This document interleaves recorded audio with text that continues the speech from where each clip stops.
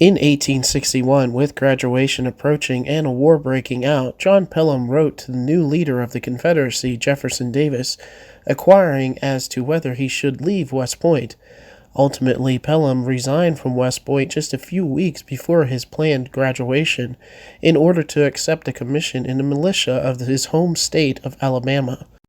He soon went to Virginia, where he joined the army of Joseph E. Johnston as a lieutenant in the artillery. Pelham's well-drilled and disciplined battery caught the eye of Jeb Stuart, who provided horses for the men and transformed the battery into a horse artillery, more mobile than the traditional artillery. John Pelham was involved in every major military engagement of Stuart's cavalry from the First Battle of Bull Run to Kelly's Ford, more than 60 encounters. He is noted as chief of Stuart's artillery in the Battle of Antietam and at the Battle of Fredericksburg.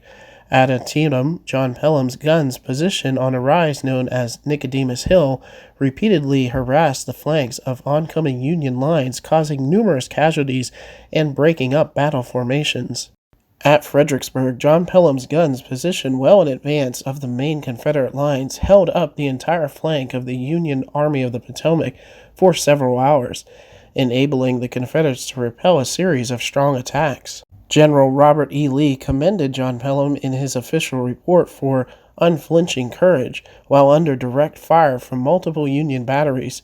John Pelham was at the time commanding only 2 guns that were in service, but with those batteries for the time he was able to confuse the Federal lines of battle. At the Battle of Kelly's Ford on March 17, 1863, John Pelham participated in a cavalry charge, his artillery not being engaged.